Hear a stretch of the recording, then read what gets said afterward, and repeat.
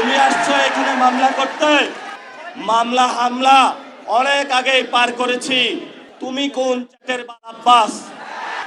গুনার টাইম নাই। তুমি আসছো এখানে মামলা করতে। আমরা এক আল্লাহ ছাড়া কারো কাছে ভয় পাই না। এই যে আমার নামে আজকে একটা মামলা হলো, মানহানির মামলা। ওই ব্যক্তি চাঁদাবাজি করে, সন্ত্রাসী করে।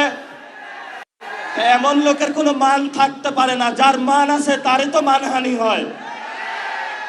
মামলা করেছে আরেকজনকে দিয়ে, গোপনে গিয়ে হলো সাক্ষী হিসাবে উপস্থিত হয়েছে। এগুলাকে আমরা বলবো গুপ্ত। আপনি ঢাকা হাটে ফেল করেছেন, লিখে রাখুন জনাব আব্বাস। আপনাকে তারেক জিয়া এসে রক্ষা করেছে। তারেক জিয়া যদি এসে রক্ষা না করত, তাহলে আপনি মির্জা আব্বাসের ছুনুপুটিও আমরা ঢাকা হাটে খুঁজে পাইতাম না। হালে পানি আছে, এখনো বেঁচে থাকার সুযোগ আছে। ভদ্র হন, ভদ্র হতে শিখুন। আমরা সভ্য সমাজে বসবাস করি। অসভ্য আচরণ করবেন না। অসভ্য আচরণ যদি করেন, কিভাবে আপনাকে সভ্য করতে হয়, আপনাদেরকে সভ্য করতে হয়, এটা আমাদের ভালো করে জানা আছে। ওরা আমাদের ভয় দেখায়। আমরা এক আল্লাহ ছাড়া কারো কাছে ভয় পাই না।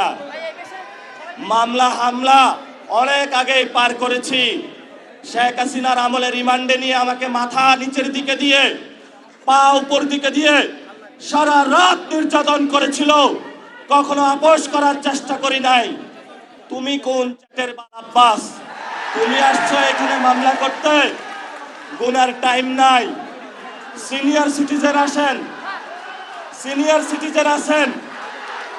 আমরা সম্মান করতে চাই, কিন্তু নিজের সম্মান যদি না রাখতে পারেন, তাহলে এই যারা ইয়াং জেনারেশন আছে, জেনজিরা আছে, আপনার পুরা সম্মানের চাদর খুলে বুড়িগঙ্গায় নিক্ষেপ করবে।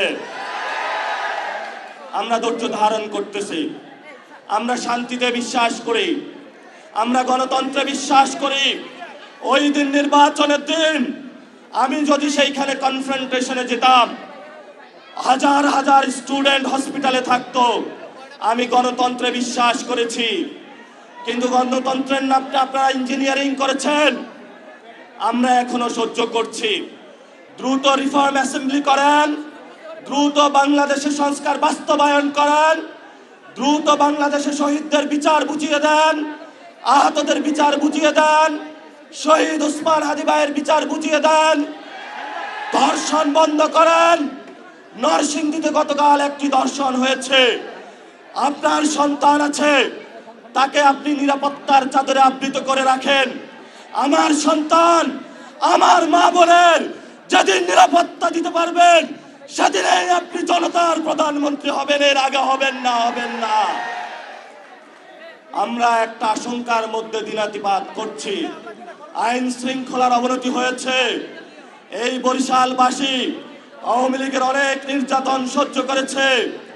শেখ হাসিনার আত্মীয় স্বজনকে তারা বসিয়েছিল এখানে, কিন্তু বরিশালবাসী অগ্নিজরা বক্তব্য, রাজপথে লড়াই করে এইখানে যারা আব্দুল্লাহ গং ছিল সকলকে ইন্ডিয়াতে বিতরণ করেছিল। বরিশালবাসীর সাথে কেউ পাঙ্গা নিতে আসবেন না। বরিশালবাসী পানিতে সাঁতার কাটে, সংগ্রামী জীবন, তারা জীবন যুদ্ধ অলরেডি জয় হতে আছে। তাদেরকে নতুন যুদ্ধ আপনারা শেখাতে আসবেন না। লড়াই চালাবেন, আপোষ করবেন না। মাছে ভাতে বাঙালি, জমিতে যায় আমরা ধান চাষ করব, পুকুর থেকে মাছ উঠাবো। আমাদের ইন্ডিয়ান কোনো কিছু প্রয়োজন নাই। বাংলাদেশে পর্যাপ্ত জিনিস আছে। মান মর্যাদা নিয়ে বাঁচবো। স্বাধীনতার প্রশ্নে কারো সাথে আপোষ করব না। সংগ্রাম চলবে, লড়াই চলবে। বাংলাদেশ মুক্তি পাবে।